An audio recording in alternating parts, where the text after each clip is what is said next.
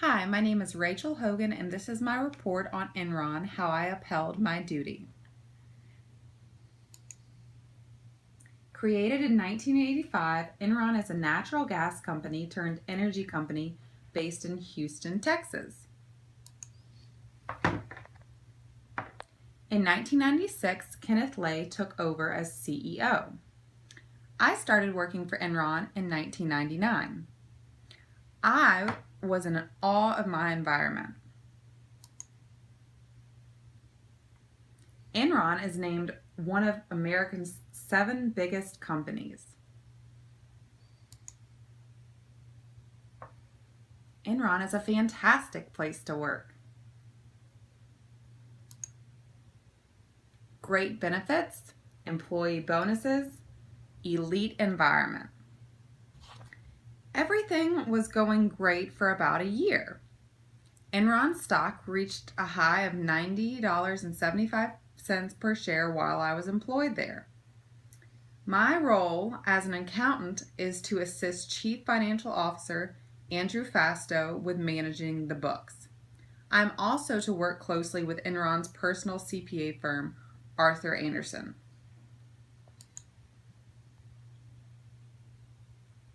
Andrew Fastow is Chief Financial Officer. That was my boss. In 2000, new CEO Jeffrey Skilling starts hiding financial losses. Skilling would have us claim projected profits on the books, profits that hadn't even been made yet. If a loss was incurred on an asset, the company would transfer these assets to a separate entity off the books. These entities were referred to as special purpose entities or special purpose vehicles.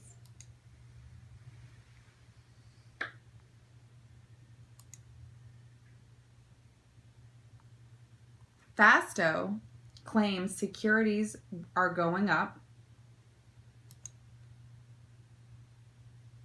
when really they are going down, as you can see from this here.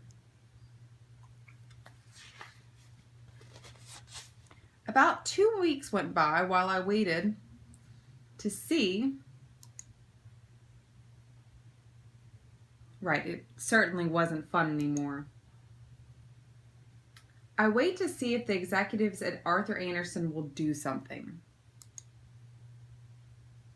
They were in on it too. Arthur Andersen destroyed financial documents and approved the fraud.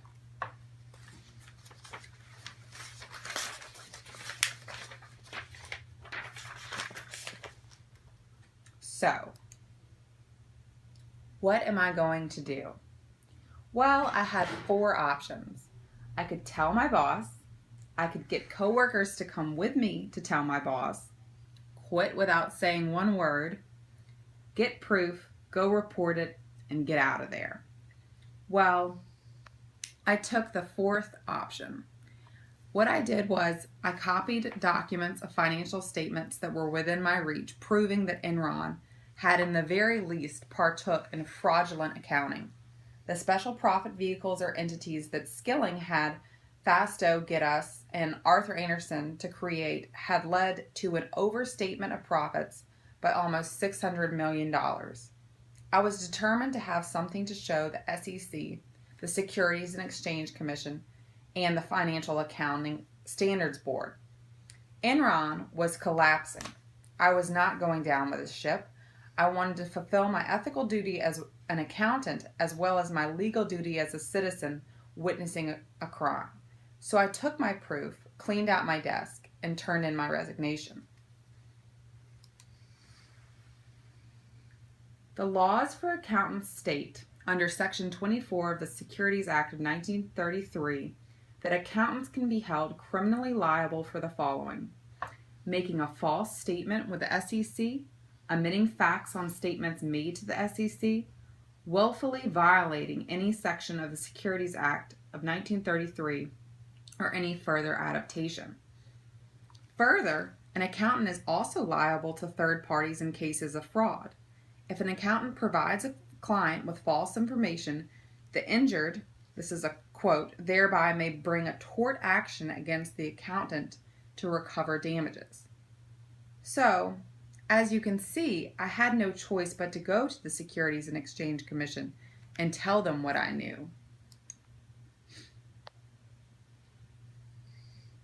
Punishment for the crimes that I just mentioned for accountants, the laws for accountants that break the laws for accountants under Section 24 of the Securities Act of 1933 include fines, imprisonment, or both.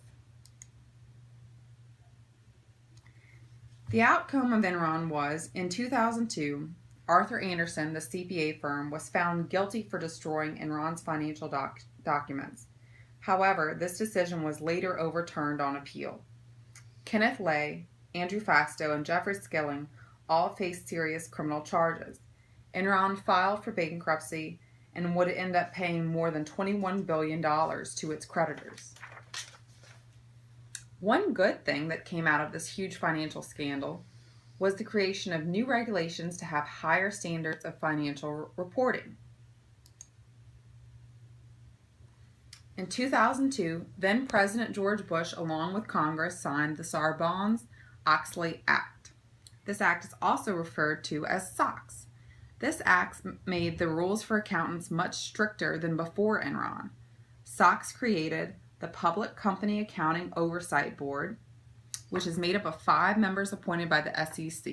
2 of these members have to be CPAs, 3 are not. These members control all the rules in regards to auditing, quality control, and ethics of public companies and public accountants. SOX also made a rule that if a public company needs an audit, a public accounting firm must register with this board.